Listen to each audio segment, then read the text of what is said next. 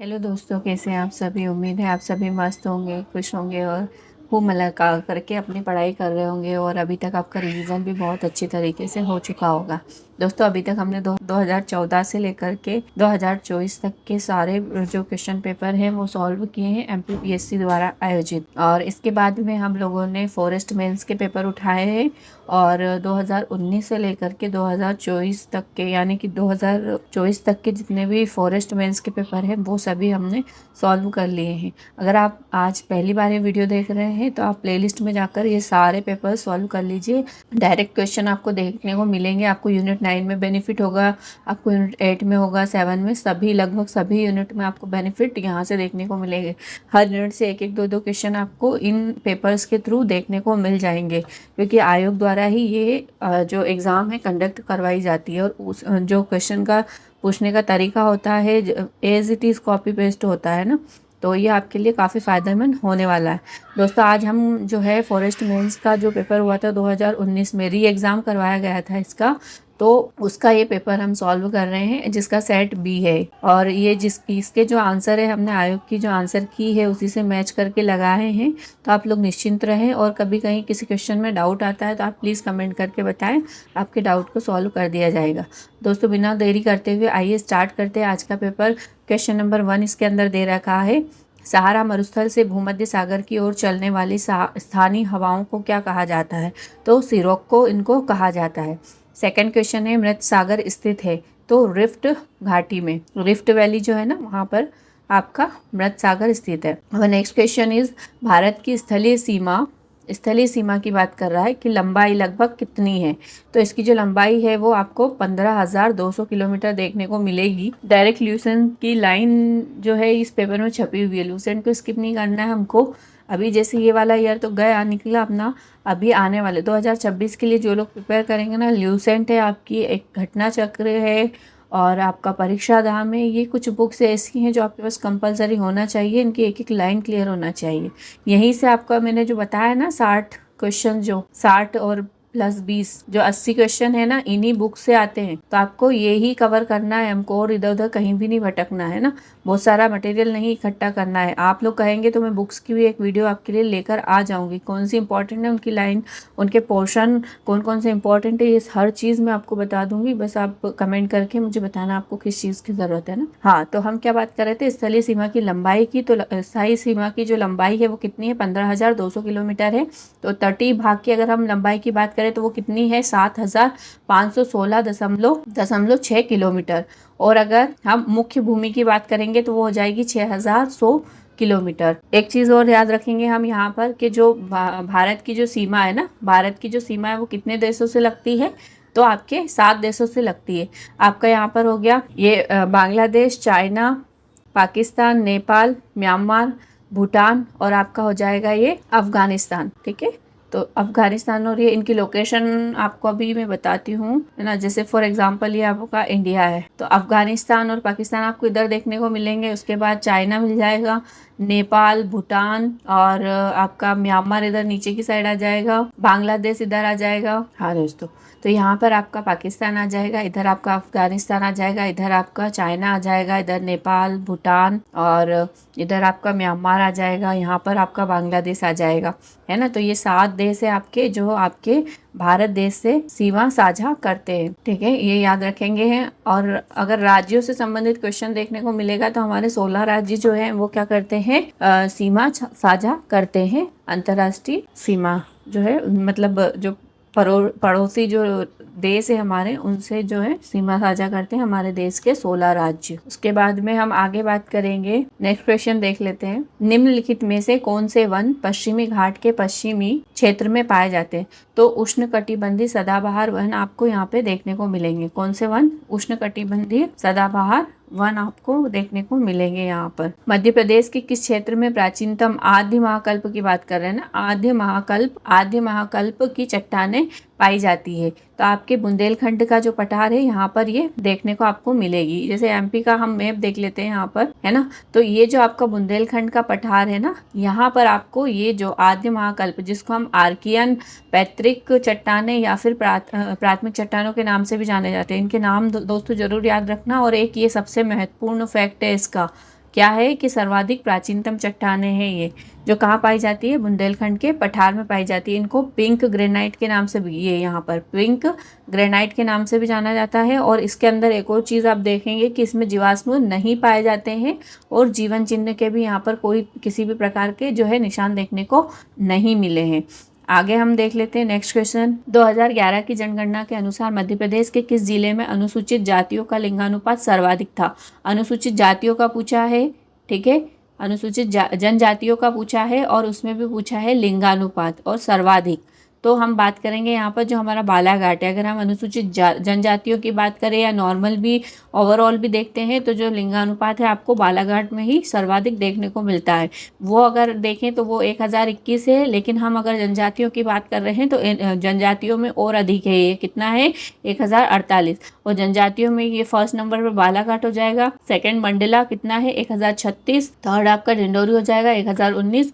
Fourth आपका अनूपपुर और आपका अलीराजपुर, ये दोनों का क्या है 1015।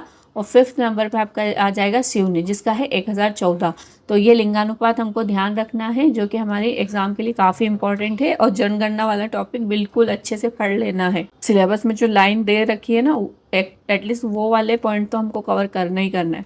और नेक्स्ट क्वेश्चन इज, राज्यसभा के कितने सदस्य राष्ट्रपति द्वारा नामांकित किए जाते हैं? राज्यसभा के लिए राष्ट्रपति के द्वारा, ठीक है, जो नामांकित किए जाते हैं सदस्य, तो वो कितने होते हैं?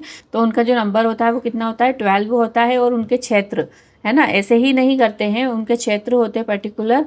जैसे कि कोई अगर कला से संबंधित है, साहित्य से, विज्ञान, समाज सेवा, सहकारिता क्षेत्र में विशेष अगर इनका योगदान या फिर इनका विशेष ज्ञान रखने वाला या फिर कोई बहुत ज़्यादा अनुभवी व्यक्ति है, तो ऐसे व्यक्ति को क्या करते हैं, राष्ट्रपति जो है वो क्या कर देते हैं, ऐसे व्यक्तियों को राष्ट्रपति जी क्या करते हैं, मनोनीत करते हैं। क्या करते हैं, मनोनीत करते हैं। कितने हैं होते हैं ये, 12। और 2 एंग्लो इंडियंस को भी जो है करने का पहले प्रावधान था, जिसको कि समाप्त कर दिया गया है। वो कौन सा कॉन्स्टिट्यूशन अमेंडमेंट था जिसके थ्रू जो है ये जो सीट्स थी 2 एंग्लो इंडियंस की, जो इनको 2 एंग्लो इंडियंस को यहाँ पर मनोनीत करने का जो प्रावधान था उसको खत्म कर दिया गया। तो आप वो मुझे कमेंट करके बताएंगे कौन सा संविधान संशोधन वो था। और एक बात और यहाँ पर याद रखना कि जो राज्यसभा का संरचना है वो आपको आर्टिकल नंबर 18 में देखने को मिलेगी। और टोटल कितने सदस्य होते हैं राज्यसभा में, तो 250 होते हैं अधिकतम। और उसके अंदर से भी आप देखेंगे तो 12 जो सदस्य होंगे वो मनोनीत करके चुने जाते हैं। बाकी कैसे चुने जाते हैं कमेंट करके आप बताएंगे। पूछा गया है 8वां आम चुनाव कब हुआ था? अब यहाँ पे आम चुनाव की बात कर रहे हैं तो 8वां कब हुआ था? दिसंबर 1984 में हुआ था। हम यहाँ पे देख लेते फर्स्ट वाला कब हुआ था, तो 25 अक्टूबर, डेट भी पूछ लेता कभी कभी, 25 अक्टूबर 1951 से लेकर के 21 फरवरी 1992 1952, इसके बीच में जो है फर्स्ट वाला आपका आम चुनाव आयोजित करवाए गए थे। और 8th नंबर का यहाँ पे पूछा है, तो 8th नंबर का कौन सा हो जाएगा, दिसंबर 1984 में हो जाएगा। किस संविधान संशोधन में मतदाता की आयु जो है 18 वर्ष कर दी गई थी? ठीक है, तो जो 61वां कॉन्स्टिट्यूशन अमेंडमेंट एक्ट था उसके थ्रू जो है 18 जो है आपकी आयु को जो कर दिया गया था, 18 वर्ष कर दिया गया था। इसके पहले कितनी थी, तो 21 वर्ष थी आपके। और 1989 में आया था 61वां जो संविधान संशोधन था, वो कब किया गया था, 1989 में किया गया था, है ना। तो ये चीज़ भी ध्यान रखना है। इसके पहले कितनी थी, 21 वर्ष थी। तो यहाँ पर क्या कर दिया गया था, घटा करके आप 18 वर्ष का जो है मतदाता की आयु को फिक्स कर दिया गया था। अब next question is, Madhya Pradesh में आधुनिक सचिवालय कब गठित हुआ? सचिवालय की बात कर रहे हैं। सचिवालय आप सभी जानते हैं, है ना, जो हमारे प्रशासनिक अधिकारी होते हैं, जो हेल्प करते हैं हमारी मंत्रिपरिषद को, जो काम करते हैं, है ना, राज्य के लिए। राज्यों की बात कर रहे हैं यहाँ पर, एमपी एक राज्य है ना, तो वहाँ की बात कर रहे हैं। तो वहाँ का जो सचिवालय है वो उसका गठन कब किया गया था? तो जब मध्य प्रदेश का गठन हुआ होगा तभी उसके सचिवालय का भी गठन किया गया होगा। तो मध्य प्रदेश का हम सभी जानते हैं कि 1 नवंबर 1956 को जो है हमारे मध्य प्रदेश का गठन किया गया। तभी से 1956 से ही, नवंबर 1956 से ही हमारा जो सचिवालय है इसका भी गठन किया गया। और इसका वर्तमान में नाम क्या है, तो वल्लभ भवन के नाम से इसको जाना जाता है, जो कि कहाँ स्थित है, भोपाल में स्थित है। और अगर हम बात करते हैं यहाँ पर, तो ये जो है हमारा सर्वोच्च कार्यालय है, हमारे स्टेट का सर्वोच्च कार्यालय होता है। किसी भी स्टेट की बात करें, अगर हम एमपी की, यूपी की, कहीं की भी, तो जो आपका सर्वोच्च कार्यालय होता है वो कौन होता है, आपका सचिवालय ही होता है। और उसके अंदर जो प्रमुख होते हैं, मेन जो होते हैं वो कौन होते हैं, सचिव होते हैं। और अगर हम बात करें हमारे एमपी के फर्स्ट सचिव की तो वो कौन थे, एचएस कामत जी थे। और अगर हम वर्तमान की बात करें, इसको तो हमको बिल्कुल रट लेना है ना, वर्तमान की बात करें तो कौन है, अनुराग जैन जी है। और कौन से नंबर के हैं ये, 35th नंबर के हैं। किसके स्थान पर आए हैं, 34th नंबर के कौन थे, आप मुझे कमेंट करके बताएंगे। क्या वो अनुराग जैन, वो क्या राणा करके कोई थे, उनके स्थान पर इनका जो है ज्वाइनिंग हुआ है ना। तो ये क्या राणा ही थे या फिर कोई और थे, अगर कोई और हो तो प्लीज़ कमेंट करके बताना। लेकिन मुझे ध्यान ये आ रहा है कि जो थे वो राणा करके ही तो कोई थे, जिनके स्थान पे अब अनुराग जी जैन का जो है ज्वाइनिंग हुआ है यहाँ पर। जिला प्रशासन में चुनाव का संचालन कौन करता है, जिला प्रशासन की बात कर रहे हैं यहाँ पर। और जिला प्रशासन में भी चुनाव का संचालन जो है किसके द्वारा किया जाता है, तो यहाँ पर हो जाएगा जिला निर्वाचन अधिकारी के द्वारा किया जाता है। अब यहाँ पे एक चीज़ और ध्यान रखेंगे हम कि हमारा जो राज्य है एमपी की अगर हम बात करें तो राज्य के जो निर्वाचन अधिकारी यानी कि निर्वाचन आयुक्त की अगर बात करें हम, निर्वाचन आयुक्त, तो फर्स्ट वाले जो थे वो कौन थे, अपने फर्स्ट निर्वाचन आयुक्त कौन हो जाएंगे, एनबी लोहानी।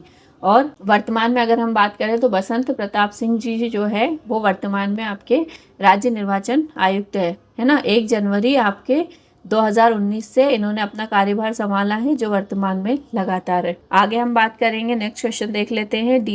डॉक्टर पीवी के राव समिति किससे संबंधित है, तो आपके पंचायती राज समितियों से ये संबंधित है। किससे संबंधित है, पंचायती राज समितियों से ये संबंधित है।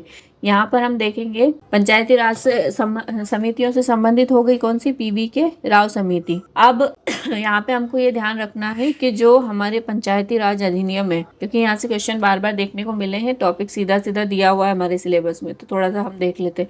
पंचायती राज अधिनियम कब आया था, तो आपका जो है पूरे इंडिया की बात करें हम तो जो है 24 अप्रैल 1993 को जो है ये पूरे देश में क्या कर दिया गया था, लागू कर दिया गया था। पूरे देश में इसको लागू कर दिया गया था कब, 24 अप्रैल 1993 को। और कौन सा जो संविधान संशोधन अधिनियम था वो, तो आपका 73rd नंबर का कॉन्स्टिट्यूशन अमेंडमेंट एक्ट था, उसके तहत जो है इसको लागू किया गया था पूरे देश में। अभी 24 अप्रैल को क्या करते हैं हम, तो आप सभी जानते हैं पंचायती राज दिवस जो है, पंचायती राज दिवस हमारे द्वारा क्या है मनाया जाता है 24 अप्रैल को। ये डेट भी हमको ध्यान रखनी है ना, किस लिए मनाई जाती है, इस क्लियर हो गया ना, क्योंकि 24 अप्रैल से ही 1993 से ही हमारे पूरे देश में ये अधिनियम जो था वो लागू हो गया था, पंचायती राज अधिनियम। अब इसमें बात कर लेते हैं, इस अधिनियम में टोटल कितना, 15 चैप्टर। एक जगह ये क्वेश्चन देखने को मिला था इसलिए मैंने यहाँ पे ऐड कर दिया। थोड़ा सा हो सकता है अगर ऐसा कुछ धाराएं वगैरह अभी तो नहीं आती, पहले आती थी, लेकिन मैं भी कभी पूछ ले तो हमको थोड़ा सा ध्यान रख लेना है कि पंचायती राज अधिनियम में कितने 15 चैप्टर थे, यानी कि 15 अध्याय थे और 132 धाराएं थी उसके अंदर। और एमपी की अगर हम बात करें हमारे मध्य प्रदेश में, तो हमारे मध्य प्रदेश में जब विधानसभा में इसको प्रस्तुत किया गया था तो वो डेट क्या थी आपकी, कुछ बच्चों का मुझे कमेंट आया था कि नहीं 29 दिसंबर को यह पारित हुआ था, तो ये कन्फ्यूज़न क्लियर कर दूं बेटा, यहाँ पर है ना 29 दिसंबर 1993 को ये प्रस्तुत किया गया था। और उसके एक दिन बाद ही यानी कि 30 दिसंबर 1993 को इसको क्या कर दिया गया था, पारित कर दिया गया था। और लागू कब किया गया था, तो लागू आपको यहाँ पे ध्यान रखना है, इसको ये वाली डेट भी पूछी जा चुकी है। ये तीनों डेट हमको इम्पोर्टेंट है हमारे एमपी के लिए, तीनों ही पढ़ना है हमको। 29 दिसंबर, 30 दिसंबर और 25 जनवरी 1994 को इसको क्या कर दिया गया था, लागू। प्रस्तुत कब किया गया, 29 दिसंबर को। पारित कब किया गया, 30 दिसंबर को। और लागू कब किया गया, 24 जनवरी को। तो ये सारे जो कन्फ्यूज़न थे आज क्लियर कर लो, और ये सारी डेट हमको ध्यान रखना है हमेशा के लिए, है ना। मेंस में भी आंसर राइटिंग जब आप करेंगे तो ये बहुत काम आने वाली है, और अभी प्री में भी काम आने वाली है। यहाँ से एक क्वेश्चन देखने को मिल जाए, मुझे ऐसा लग रहा है ना, तो इसको ध्यान में रखते हुए चलना है। नेक्स्ट क्वेश्चन देख लेते हैं, 73rd, अभी बात की थी हमने यहाँ पर इसकी, 73rd संविधान संशोधन अधिनियम 1993 में। अभी पूछ लेते हैं यहाँ से भी कि 73वां संविधान संशोधन कब किया गया, तो आपको याद रखना 1993 में। कि किस अनुसूची में ग्राम पंचायतों को अधिक दायित्व मिले। क्या क्वेश्चन पूछा है कि 73वें संविधान संशोधन अधिनियम 1993 की किस अनुसूची में ग्राम पंचायतों को अधिक दायित्व मिले हैं। तो आपकी 11वीं अनुसूची में जो है ग्राम पंचायतों को क्या मिले हैं, दायित्व मिले हैं। और 12वीं अनुसूची की हम बात करें, 12वीं अनुसूची की बात करें तो हम उसमें क्या है, आपके नगरीय निकाय से ये संबंधित है, नगरीय निकाय से ये संबंधित है ना। और एक और अनुसूची आपको यहाँ पे ध्यान रखते हुए चलना, अनुसूची नंबर जो 5 है वो किससे संबंधित है, जनजातियों से। निम्नलिखित में से किस जनगणना दशक में भारत में लिंगानुपात में सबसे अधिक गिरावट दर्ज की गई थी। तो आपका जो 1961 से लेकर 1971 वाला पीरियड था, यहाँ पर सर्वाधिक जो है गिरावट दर्ज की गई थी, क्योंकि इस दौरान क्या चल रहे थे, युद्ध, जिस कारण से कई लोग मारे गए थे, है ना। मेन कारण इसके पीछे यही है। उसके बाद हम आगे बात करेंगे, निम्नलिखित में से कौन सा जलप्रपात नर्मदा नदी पर नहीं बना हुआ है। नर्मदा नदी पर जलप्रपात कौन सा नहीं है इन चारों में से, तो मानधार जलप्रपात, भालकुंड जलप्रपात, दर्दी जलप्रपात और कपिलधारा। तो यहाँ पे मैंने आंसर लगा ही रखा है पहले ही, तो भालकुंड जलप्रपात जो है ये नहीं है। बाकी मानधार, दर्दी और कपिलधारा ये तो आपको नर्मदा में देखने को मिलेंगे। अब यहाँ पे ये वाला क्वेश्चन क्यों इंपॉर्टेंट हो जाता है, करंट में आपको सभी जानते हैं केन बेतवा जो लिंक परियोजना है, केन बेतवा लिंक परियोजना है ना, तो उसके चलते हमको ये टॉपिक थोड़ा सा कहीं ना कहीं उससे रिलेट कर रहा है, इसलिए हमको इसको ध्यान रखना है। तो भालकुंड जलप्रपात जो है हमारा कहाँ हो जाएगा, बेतवा नदी की जो सहायक नदी है ना, बीना नदी, उसके ऊपर है ये। और किस स्थान पर है, तो आप ये भी ध्यान रखेंगे, राहतगढ़ में। और राहतगढ़ कहाँ आता है, आपके सागर में, ठीक है। अब ये तो हो गए आपके बेतवा के से संबंधित जो उसकी सहायक नदी है बीना, है ना, उससे संबंधित हो गया ये भालकुंड जलप्रपात, उसको पूछा गया है। अब एक चीज और देख लेते हैं हम, केन बेतवा का तो हमने देख ही लिया। केन की बात करें तो केन के ऊपर है गाथा जलप्रपात और पांडव जलप्रपात। ये दोनों जो जलप्रपात है ये दोनों ही किसके ऊपर है, केन नदी पर है और पन्ना जिले में है दोनों ही। तो ये भी हमको यहाँ पर फैक्ट ध्यान रखते हुए चलना है। Our next question is, बिजली अधिनियम 2003 के अनुसार, बिजली अधिनियम 2003 के अनुसार उपभोक्ताओं को बिजली खरीदने की आवश्यकता कितने वर्गों में बांटा गया है। तो आपको इसको आंसर ध्यान रखेंगे आप, 4 वर्गों में इसको बांटा गया है।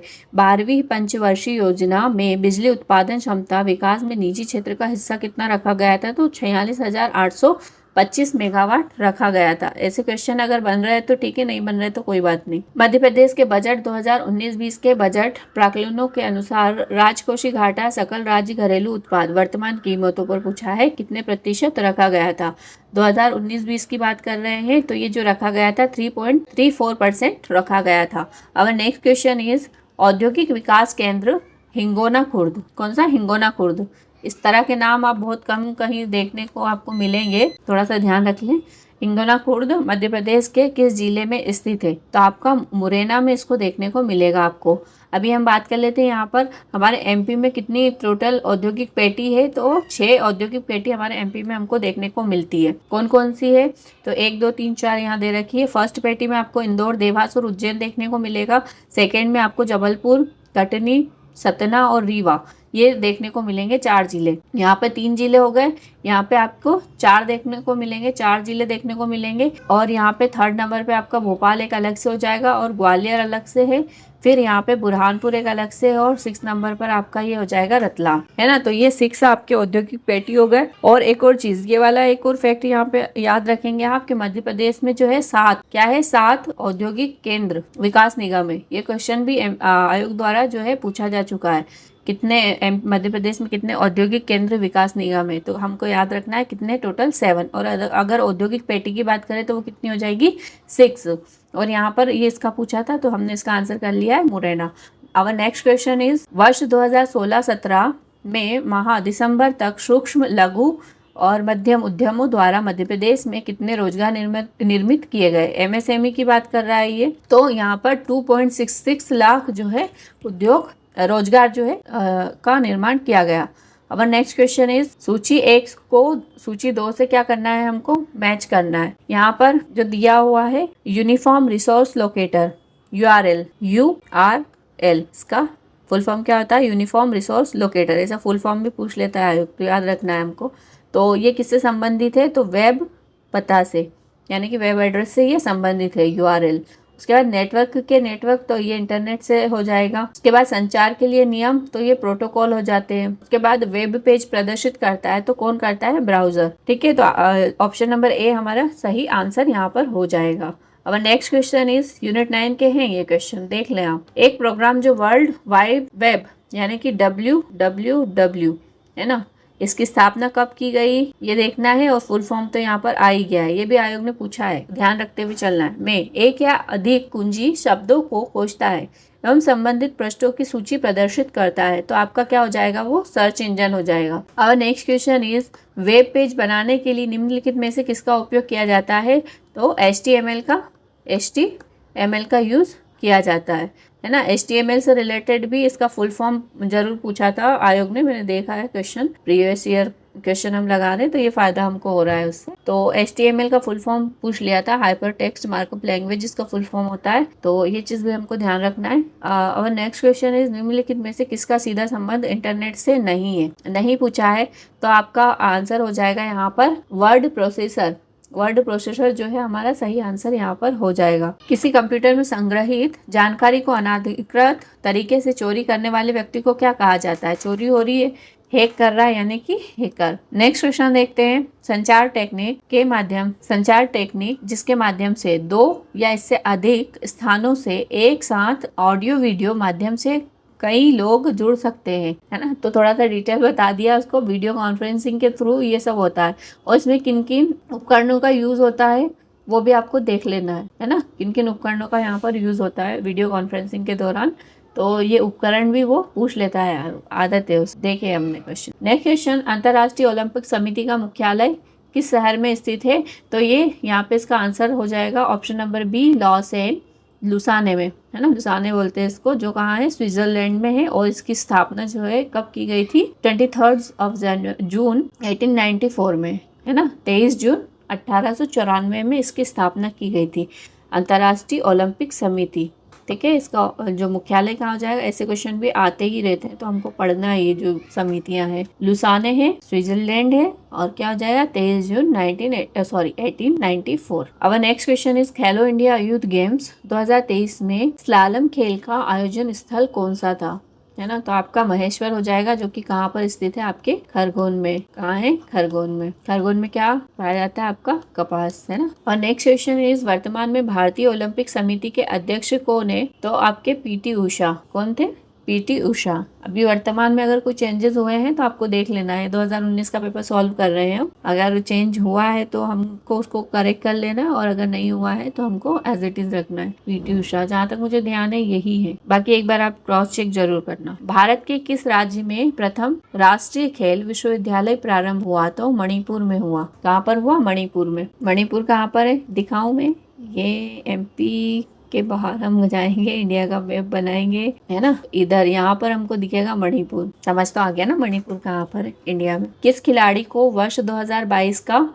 मलखंभ खेल विधा हेतु अर्जुन पुरस्कार प्राप्त हुआ, तो सागर कैलाश ओवालकर को जो है मलखंभ खेल के लिए पुरस्कार प्राप्त हुआ था 2022 में। कौन सा, अर्जुन पुरस्कार। अर्जुन पुरस्कार के लिए राशि कितनी मिलती है, तो 15 लाख, हमने इसके पहले बताया था आपको, कितने, 15 लाख रुपए मिलते हैं। बाकी महात्मा गांधी की बात करें तो उसके लिए 20 लाख रुपए, और MP में, और अगर हम केंद्र की बात करते हैं, केंद्र में केंद्र द्वारा 1 करोड़ रुपए दिए जाते हैं महात्मा गांधी पुरस्कार के लिए, या सम्मान के लिए, पुरस्कार या कितने, 1 करोड़। नेक्स्ट क्वेश्चन देख लेते हैं, मध्य प्रदेश में खेलो इंडिया यूथ गेम्स 2023 का आयोजन स्थल था, तो उपयुक्त सभी थे। खेलो इंडिया यूथ गेम के उज्जैन में, आपका इंदौर में, और मंडला में, इन सभी जगह जो है इनका आयोजन किया गया था। अब next question is China main का संबंध किस खेल से रहा है, तो क्रिकेट से इनका संबंध रहा है। और नेक्स्ट क्वेश्चन इज, ये मैथ्स के क्वेश्चंस है जिसको हमको स्किप करना है, जिसको इंटरेस्ट आ रहा है वो देख सकता है ना, बाकी हमारे काम की चीज थोड़ा नीचे है, हम उसको देखते हैं। इधर 2011 की जनगणना के अनुसार मध्य प्रदेश के कुल जनसंख्या में जनजातियों की जनसंख्या का प्रतिशत में कितना है, तो 21.1% है ना, हम सभी को पता है 21.10% जो है हमारी जनजातियां यानी कि ST जो है हमारे MP में क्या करती है, निवास करती है, ये हमको ध्यान रखते हुए चलना है। भारतीय संविधान के आर्टिकल 164 के अंतर्गत अनुसूचित जनजातियों के कल्याण हेतु अलग मंत्री नियुक्त किए जाते हैं, निम्न में से किन राज्यों में यह व्यवस्था विद्यमान है, तो हमारे MP और ओडिशा में जो है ये व्यवस्था जो है विद्यमान है, आर्टिकल 164। और next question is, Madhya Pradesh के यहाँ पे समारोह दे रखे हैं, उत्सव दे रखे हैं, और उनका आयोजन स्थल दे रखा है ना, तो हमको उसको मैच करना है। ध्रुपद समारोह यहाँ पे आपका कहाँ होता है, तो ध्रुपद समारोह आपका भोपाल में होता है और वर्तमान में इसको कहाँ पे ट्रांसफर कर दिया गया है, ग्वालियर, है ना। ये भी चीज़ ध्यान रखना है। अगर आपका ऑप्शन में भोपाल नहीं दे रखा है, ग्वालियर दे रखा है तो ग्वालियर लगाएंगे, ग्वालियर नहीं दे रखा है, भोपाल दे रखा है तो आप क्या लगाएंगे, भोपाल। ठीक है, तो ये चीज़ हमको ध्यान रखना है। भोज समारोह कहाँ होता है, धारा नगरी धार में। मुक्ति भोज समारोह आपका भिंड में हो जाएगा और मालवा उत्सव आपके उज्जैन में। उज्जैन, इंदौर और मांडू, इन सभी जगह पे जो है इसका आयोजन किया जाता था, लेकिन वर्तमान में आप क्या याद रखेंगे, उज्जैन। ऑप्शन नंबर ए इसका सही आंसर हो जाएगा।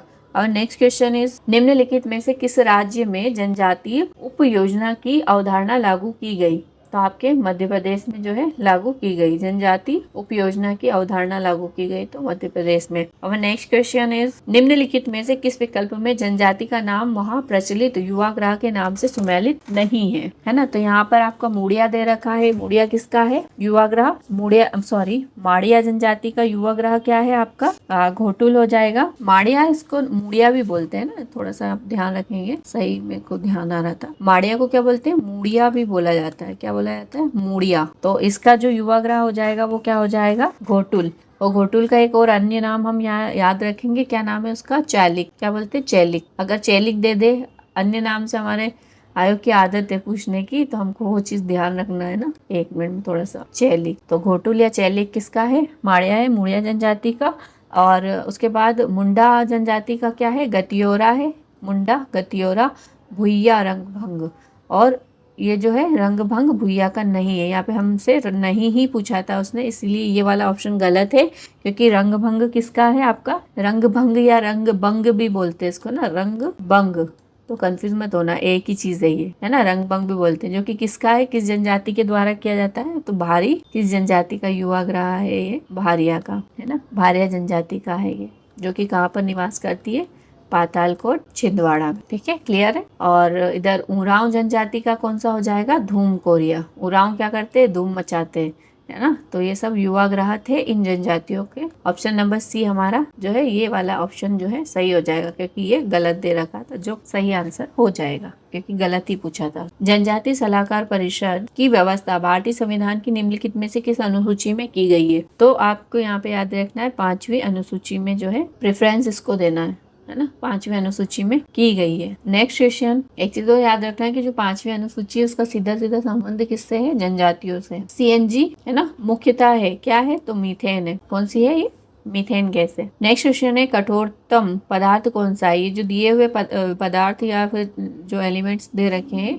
इसमें से आपका कठोरतम देखना है, तो सबसे कठोर सभी जानते हैं कौन सा होता है, हीरा होता है। नेक्स्ट क्वेश्चन इज, निम्न में से कौन से देश में सर्वाधिक जैव विविधता यानी कि बायोडाइवर्सिटी पाई जाती है, तो वो पाई जाती है आपके ब्राजील में। नेक्स्ट क्वेश्चन है, भारत में वायु प्रदूषण निवारण और नियंत्रण अधिनियम कब लागू किया गया। निवारण और नियंत्रण अधिनियम का पूछा है, तो ये आपका कब किया गया था, 81 में। स्टार कर सकते हैं, ऐसे क्वेश्चन पूछता है आयोग यूनिट 7 से। 81 है ना, नियंत्रण और निवारण का वायु। नेक्स्ट क्वेश्चन है, मलेरिया बीमारी किसके द्वारा होती है, तो प्रोटोजोआ के द्वारा इसका उत्पन्न किया जाती है मलेरिया। विद्युत बल्ब में गैस प्रयुक्त की जाती है, तो अक्रिय गैस यानी कि ऑर्गन जो है, ऑर्गन गैस जो है, इसका यूज किया जाता है विद्युत बल्ब में, जो कैसी होती है, अक्रिय अवस्था में। कौन सी गैस मुख्य रूप से विश्व, और एक चीज और आपने ध्यान रखी होगी, कभी बचपन में बल्ब या ट्यूबलाइट वगैरह फोड़ा होगा आपने, तो जैसे वो फूटता है कैसे फट से आवाज आती है,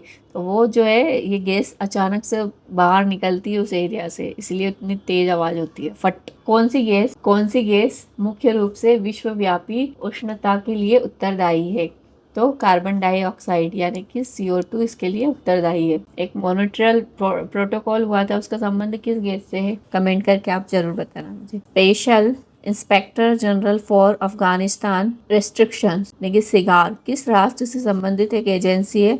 सिगार पूछ ले कि सिगार क्या है, तो सिगार एक एजेंसी है ना, संबंधित है कौन से राष्ट्र से, तो यूएसए से। अब नेक्स्ट क्वेश्चन इज, काल गणना की प्राचीनतम विधि। काल गणना की प्राचीनतम विधि का वर्णन निम्नलिखित में से किस ग्रंथ में मिलता है हमको, तो वेदांग में। वेदों का जो अंग है वेदांग, वेदांग क्या करवाता है हमको, काल गणना की जानकारी उपलब्ध कराता है। याद रखना, ये यूनिट फर्स्ट से रिलेट करके नहीं पूछ ले, आदत है आयोग की, कॉपी पेस्ट करने की, है ना। काल गणना की प्राचीनतम विधि का वर्णन किस ग्रंथ में मिलता है, तो वेदांग ज्योतिष में हमको ये देखने को मिलता है। नेक्स्ट क्वेश्चन देखते हैं अपना क्या दे रखा है। तानसेन के गुरु बाबा हरिदास, बता दिया उसने कि तानसेन के गुरु कौन थे, बाबा हरिदास थे। कौन थे, हरिदास थे तानसेन के गुरु। तानसेन का संबंध किस जगह से रहा है, तो ग्वालियर से रहा है, सभी लोग जानते हैं। और निम्न क्वेश्चन देख लेते हैं। तानसेन के गुरु बाबा हरिदास निम्नलिखित में से किस स्थान के निवासी थे। अब ये कहाँ से रहते थे ये पूछा है, तो ये थे वृंदावन के, है ना, ये तो याद रहेगा।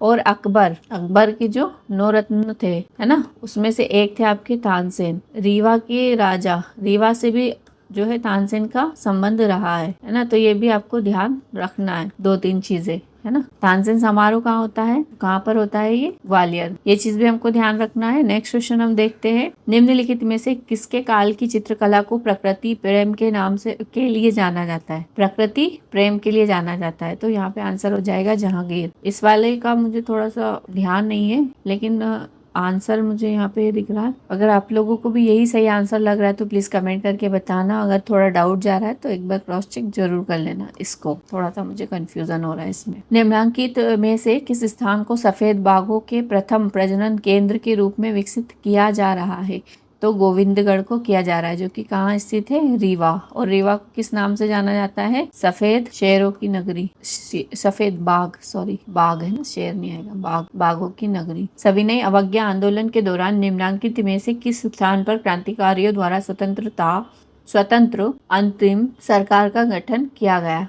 तो चिटगांव में किया गया था।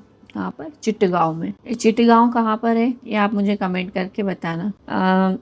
नेक्स्ट क्वेश्चन है। दिल्ली सल्तनत के दौरान 1401 ईस्वी में मालवा में स्वतंत्र राज्य की नींव निम्नलिखित में से किस शासक ने डाली थी, तो दिलावर खां गोरी, इनके द्वारा डाली गई थी। नेक्स्ट क्वेश्चन इज निम्नलिखित में से पीयूष का पर्यायवाची है ना, थोड़ा सा ये हिंदी के क्वेश्चन से देख लो। सुधा। निम्नलिखित में से शुद्ध शब्द छाटिए, तो शुद्धिकरण, आध्यात्मिक, देही, है ना, तो ये सब तो गलत तरीके से लिखा हुआ है। सही क्या लिखा हुआ है, यही शुद्धिकरण, इसीलिए यही सही आंसर हो जाएगा। निम्नलिखित में से तद्भव शब्द छाटिए, तो अनाज तद्भव हो जाएगा। अनाज शब्द क्या हो जाएगा, तद्भव। मेंस के लिए तैयार करना है हमको, ये अभी प्री निकाल के मेंस में लगना है। रचना की दृष्टि से वाक्य कितने प्रकार के होते हैं, तो वाक्य 3 प्रकार के होते हैं। अर्वाचीन का विलोमार्थी क्या होगा, तो प्राचीन, प्राचीन अर्वाचीन। बंदर क्या जाने अदरक का स्वाद का आशय क्या है, मूर्ख किसी अच्छी वस्तु की कद्र नहीं करता, है ना, जो मूर्ख रहता है वो किसी अच्छी वस्तु जो होती है उसका कद्र नहीं करता है, कि उसको उसका मूल्य नहीं पता होता है। कैशियर को हिंदी में कहा जाता है रोकड़िया, क्या कहा जाता है, रोकड़िया, रोकड़ा जिसके पास होगा, रोकड़ा मीन्स पैसा, है ना, तो क्या होगा वो, कैशियर। संक्षेपण का अर्थ क्या है, संक्षेपण यानी कि इसको छोटा कर देना, किसी भी चीज को छोटा कर देना, संक्षेप कर देना। पैराग्राफ दे रखा है, पढ़ के उसको छोटा कर दिया, है ना, तो संक्षेप कर दिया। मालती माधव किसकी कृति है, तो भवभूति की। मालती माधव, ये मैंने इसीलिए इन क्वेश्चंस की वजह से मैंने इनको भी करवा दिया आपको, क्योंकि ये हमारे साहित्यकार वाला जो टॉपिक दे रखा है यूनिट 2 में, है ना, उससे रिलेटेड है ये, तो हमको याद रखना है। मालती माधवम किसकी रचना है, भवभूति की। चंडी शतकम, ये किसकी है, चंडी शतकम, ये है आपके, देखो इसको कैसे याद रखेंगे, चंडी शतकम, बाण भट्ट की, है ना। किस चंडी मीन्स क्या हो जाता है, चंडी किसको आती है, यानी कि गुस्सा वाला, बहुत व्यक्ति जो गुस्से में है ना, उसकी लड़ाई झगड़े हो गए, और तो वो क्या करेगा, प्राचीन समय की हम बात कर रहे हैं, उसके लड़ाई झगड़े हो रहे तो क्या कर देगा, बाण चला देगा, है ना।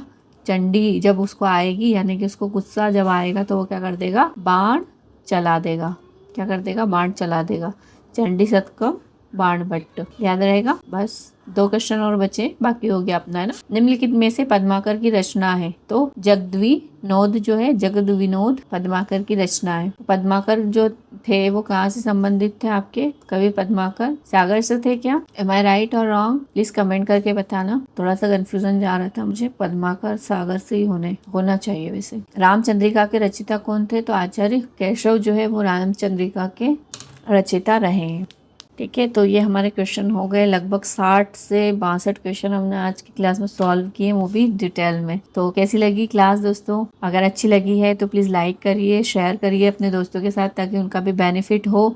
और अगर कुछ कन्फ्यूज़न हो रहा है, कुछ चीज़ें समझ नहीं आ रही है, या फिर कुछ और क्वेरीज हैं आपकी, तो आप कमेंट कर सकते हैं।